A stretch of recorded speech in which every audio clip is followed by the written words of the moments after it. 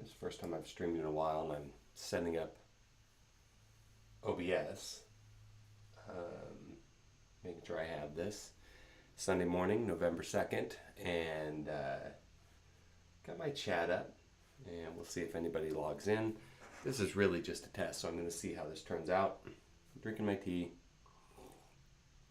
and I might as well tune my guitar. But I'd love to find out how the audio is coming through. It looks much better in YouTube Studio than it does on OBS. I look totally blown out with the lights, which seems odd. But let's grab our guitar.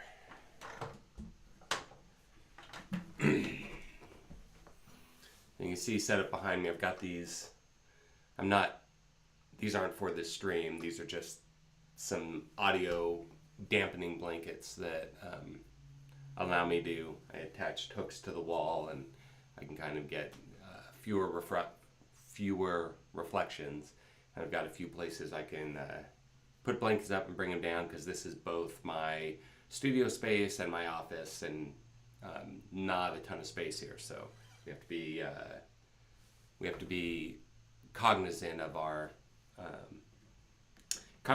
space, and so I do technology consulting, and I do a number of, probably several Zoom meetings a day right now in regard to that. And so all of this becomes a temporary space that I can put up those dampening blankets and do some recording, and just went through kind of an upgrade of all that stuff. So all we're trying to do right now is just see how the audio comes through as we go through this, and talk a little bit about our musical October as we head into starting November. Because it started, we really had an amazing set of experiences in October. Seeing shows and also playing, and kind of a commitment to doing music. What I was doing with that. But started off, I think, October 2nd. We saw Josh Ritter at the Hollywood Forever Cemetery solo show. He was amazing. Boy, what a guy. He is enjoying himself on stage. If there's nothing else you notice about his show, he is super excited about what he's doing, which is cool. And shouldn't he be? He's playing music. How awesome is that? Hey Kip, thanks for tuning in. So we saw Josh Ritter. If you don't know Josh Ritter, amazing songwriter. Check out Getting Ready to Get Down for sure as a song, but so many. He has a new album out right now. I love Old Black Magic is another one of his songs that he produced with, he had Jason Isbell produce that album, and really some amazing stuff on that entire album. But the new album sounds great. I got a sweatshirt. If you were to, people consider me a verbose songwriter at times. So the sweatshirt I bought at his show says "Rock and Roll with Lots and Lots of Words." That's Josh Ritter, and he is a verbose songwriter. But anyway, so we saw him on the 2nd at Hollywood Forever Cemetery, and then the next morning we left early in the morning, about 6 a.m. We were hoping to get out earlier. Drove to San Francisco, where we had an Airbnb, and it was our second year to attend the Hardly Strictly Bluegrass Festival in Golden Gate Park. It's a completely free music festival. If you ever get a chance to attend, awesome. Truly amazing. Last year was our first year to go. It's always, you have people who are there almost every year. Steve Earle, Emmylou Harris kind of closes out the show, but Josh Ritter was playing there as well with his band, so that was awesome. And people like Watchhouse. So it's 3 days, starts Friday. Who'd we see? Like Shawn, Colvin on Friday, and a few other people. And then Saturday we saw Josh Ritter, Nancy Griffith, Steve Earle. Who else did we see on Saturday? And that was truly amazing. Our first year there, super, super hot. This year, I think the high we ever got was like 68 degrees. So you're in this meadow and you're literally watching hawks soar in the trees. And, I was in a pretty good state of mind. I won't share too much how I got in that state of mind, but I wasn't the only person. It's a music festival in Golden Gate Park. You can expect there's stuff going on. But it was beautiful. And I had a wonderful experience. We got right up to the front of Steve Earle, and that was amazing. What's cool about it is 2 years ago when I wasn't there, my oldest daughter was there with my oldest son. They were watching Steve Earle, and she sent me a message and said, "Dad, we're watching Steve Earle. He's playing someday, and thank you for raising us on good music." So if nothing else, as a parent, that's one thing I did, is introduce them to some great music. So we saw, anyways, so Steve Earle was awesome. And then the next day, Sunday tends to be more bluegrass specific. So the festival started as a bluegrass festival. It's called Strictly Bluegrass. It was started by Warren Hellman. He was a billionaire stock trader, I guess. I'm not really sure of his entire professional background, but he was also a banjo player, and a pretty good one. And he played with some big names. And he wanted a music festival. It started out as, once again, bluegrass. But within about 2 or 3 years, they expanded it to rock and roll and blues and folk. And so then they changed the name to Hardly Strictly Bluegrass, because it's hardly strictly bluegrass. And, like I say, Emmylou Harris has played there, I think, almost every year. It's 25th year this last year. And Steve Earle plays there quite often, but it's had a whole set of names of people who came through. But on Sunday, on the Bluegrass Day, we picked the stage. We wanted to see I'm With Her. Deb has been talking about Sarah Jarosz and those people Sarah Jarosz, who is one of the members of I'm With Her. And they all have their own solo careers, but they got together at a Bluegrass festival and they were singing together and said, "Wow, we sound awesome." And so that was the most impressive act I saw of the weekend. They're great musicians. Their vocal harmonies were absolutely amazing, and that was really cool to see. So, anyways, that was our musical October, and then just last week I was watching my sister's house out in Ventura, and we wanted to look for a new hat because I have my Stetson, which is beautiful. I love my Stetson. But it's, very much a cowboy hat, and I wear it when I'm playing out. I'm live streaming. Are you live streaming? I am. I'm testing out this setup, so I wanted to get a check out. Deb is checking in on me, so, yeah. So see, I make videos too. She's always making video for her friend on Marco Polo. So anyways, we wanted to look for a new hat. I wanted something that was more kind of generic singer-songwriter, artsy kind of hat. You can see we found one. I like this hat a lot. And so we drove out to this hat store. It didn't have anything. And then 2 stores down, just kind of kind of bohemian kind of fashion store. And this hat was in there. Significantly less expensive than my Stetson, but I think it looks great. So we bought that. Headed up into Ojai, which was having, I think it was a storytelling festival, and beautiful drive up into Ojai. And then we were just kind of going through some of the shops and restaurants, and I saw this guy finishing up playing music. He was actually breaking down his gear at a small winery, and I walked in and talked to him a little bit and asked him how he got booked there, and he said, "Well, talk to that guy, he's the owner." Went over and talked to this guy, and we started talking. He goes, "Well, the only way I book people is if I see him play." And I go, "Well, do you want me to come up and audition for you? I'm happy to do that." And he goes, "No, let me know when you're playing down, in LA, and I'll come down there." So he's pretty committed to music. But we started talking, and then Deb came up and goes, was just saying, "Oh, he's really good, you should book him." And he goes, "Oh, I don't book that way," whatever. So we had a little bit of a conversation, but then he said, "You know what? I'm going to book you. I'm going to take a chance and book you. I don't like to do it." But she kind of convinced me, which, great. That was awesome. So we talked a little bit about music, and then I realized, and this was not even really planned, but my new vocal coach, and I really call him my music director, Earle, who's a great performer, and he's kind of plays everything. He's in Australia right now. He's one of the musicians that tours with Rob Thomas from Matchbox 20 when he's doing solo stuff. So he's in Australia right now. I knew that because I've been talking to him, and I said to Nigel, the owner of this winery, I said, "Oh, do you know Earle?" And he goes, "Oh, he's one of my favorite people." And I go, "Really? He's my vocal coach." And he said, "Well, he's my vocal coach." And he goes, "I'll take that as a referral if you're working with Earle." And I go, "Okay, great." And then I said, "I don't know if Earle's awake, but let's take a picture and send it to him." So we sent a picture of the two of us to Earle, and he answered right away. He goes, "Holy cow, that's Nigel. He's one of my favorite people." And I said, "Well, I'm playing here, in February." He's booking out all the way in February, which is cool. I like knowing that I have something coming up in February. And so we exchanged a little bit of messages, a few messages with Earle, and wait for him to get back from tour. We couldn't really arrange.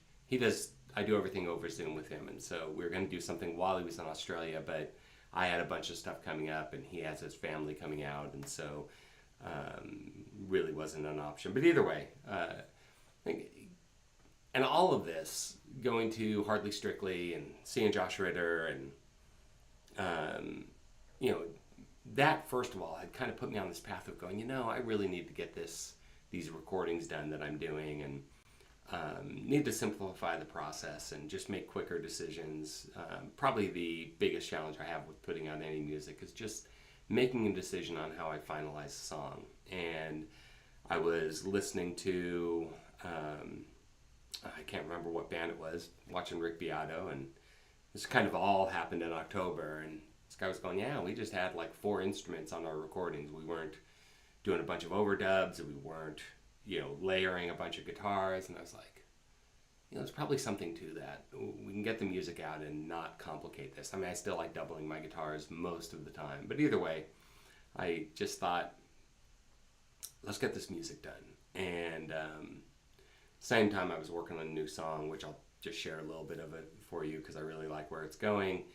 But so I took the recordings where I already have drums, already have bass, already have basic guitars laid out and vocals, and said, what do I need to add to these?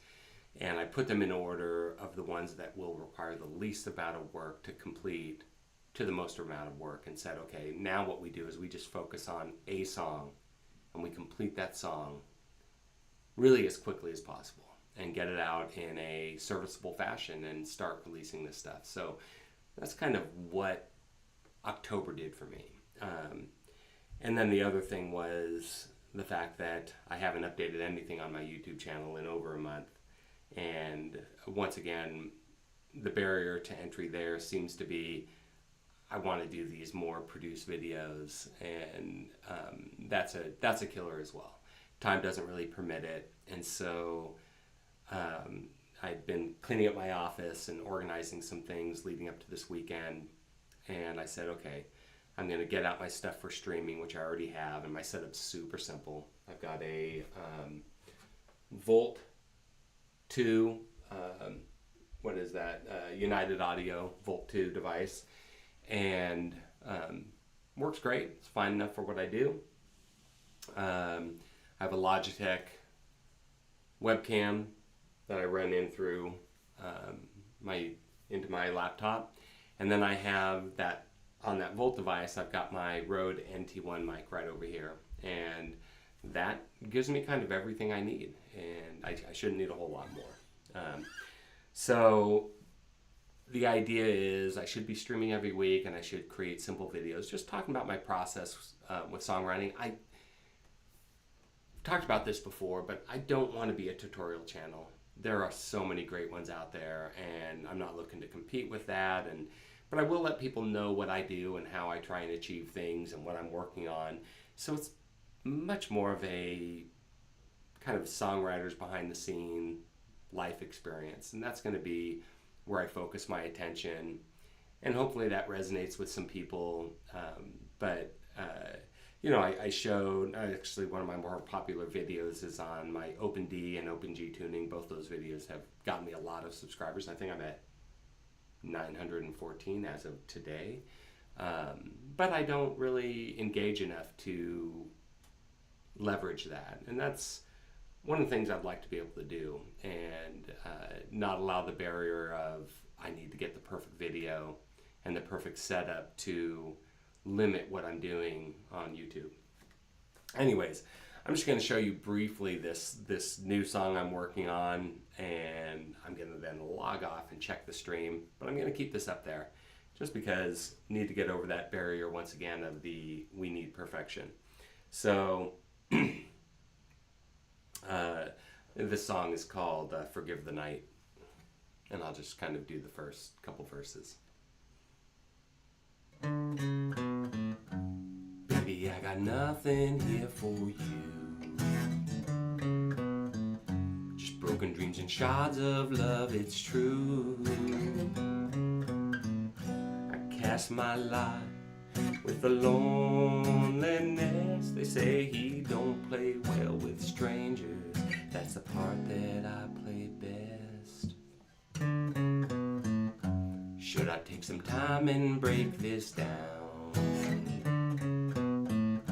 or sell all that I own and just skip town?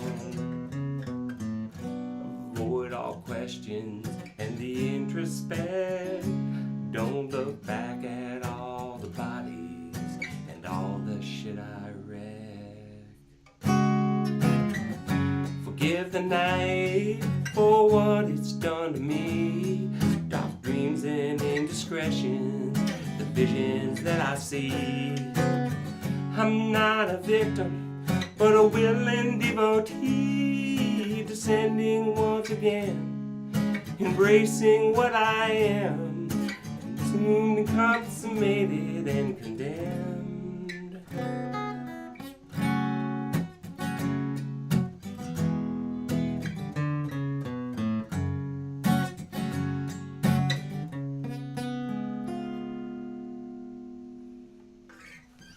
And it kind of goes from there. So I'm not going to do the whole song because I haven't really been working on it.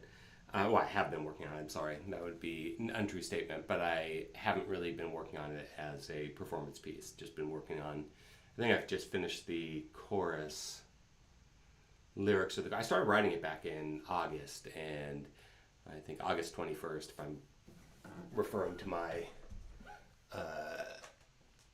songwriting journal here. And if I were to look back on it, let's see where we started that song.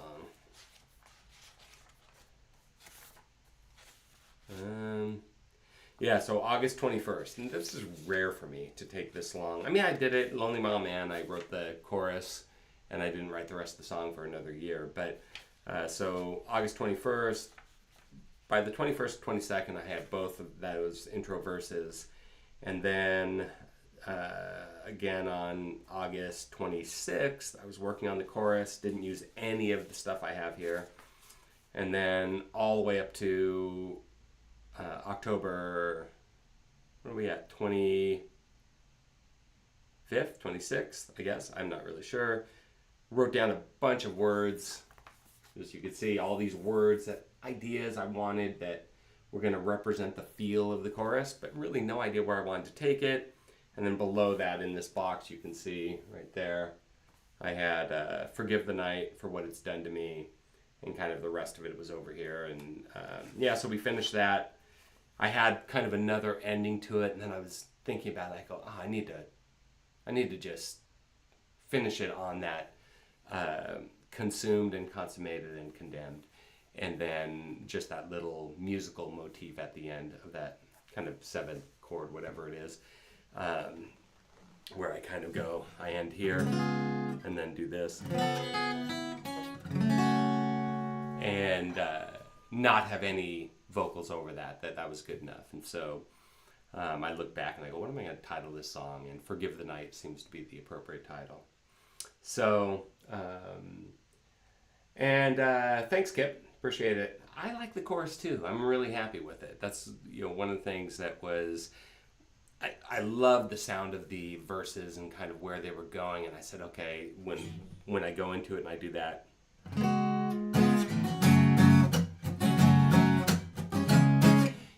the chorus, I was like, okay, it's got to have that lift and that power, and the lyrics need to match that. And so that's what made it challenging, because I really like the verses, and I'm going, okay, if you get good verses, you can't now add a chorus that drops that down. And so it was just kind of seemed like a lot of work, although in hindsight, it may be just as much that I wasn't focused on finishing the song, meaning I wasn't taking the time and going, okay, let's just sit down, not do anything else, not get distracted. Let's just finish this song. And almost every day, Deb would be asking me, do you have the chorus for that song? Do you have the chorus for that song? Do you have the chorus for that song? Finish it, finish it.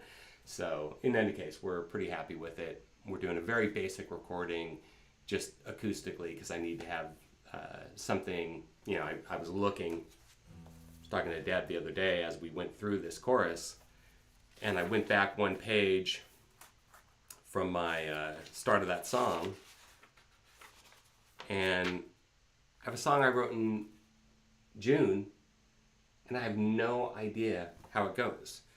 I think I have this kind of inkling of the feeling of it, but I was looking around in I make videos and audio recordings that I then upload to a given Google Drive folder so I can go back and they're date stamped. A lot of them don't have titles or anything.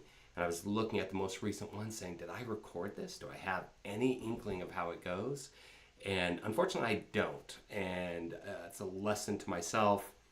It's not the only song. I have several going back many, many years where I'm like, I don't even know how this song went. And so I need to be more diligent on just doing a recording, even if it's just on my phone, and get it uploaded somewhere or saved somewhere where I can go back and reference it. So anyways, that's kind of what we've been working on. We're going to be doing a bit more today of some recording, some of those projects we're trying to work on, and see if we can't start releasing music on a more consistent and more regular schedule. I have Jeanette Lundgren, who's Mother Hen Promotions. I met her through the kind of Folk Alliance and Far West group, and we kind of help each other. I help her with her website. She does some social media stuff when I'm doing shows to promote those things, and she's been on my case. She's like, just get me an EP, get me a congruent album, whether it's 5 songs, 7 songs, 10 songs. And so haven't spoken to her in a little bit. I know she was doing Far West recently, and I got to check in and go, okay, let's get this done. So that's it. That's kind of was my musical October. It just kind of charged me up to get working on music, to practice a lot more. I've been doing a bit more of that, but I haven't been playing out, and playing out always forces me to work on my musicianship. And so I said, no, I just need to sit down and just dedicate the time every day, be super intentional, avoid scrolling on YouTube. I don't go on Facebook really because I work for Meta, and every day feels like I'm on Facebook because our interface for communicating with other teams is basically Facebook groups. And so I avoid Facebook, which probably is good for my mental health. I'll promote shows on there, but I really have no need to interact a whole lot. There's a lot of ill will. It's one of the things I took away from the Far West, the Hardly Strictly Music Festival. Is I was sitting there in this meadow on Saturday, listening to this music, seeing all these people enjoy themselves. Old hippies that are tripping on whatever they're tripping on, young families. As a matter of fact, I kind of sent a message to my granddaughter and said, we need to take you here. We just bought her a guitar. We have to deliver it to her. And I said, we need to take you here next year. You're coming to this festival, because I want her to see all these people out there just enjoying music and playing and all the different styles of music. And to me, it left me with this. I went to my son and I said, music is the one pure thing. It's a pure thing. And I believe that. I don't know if it's still one peer thing, but it certainly is a peer thing. So,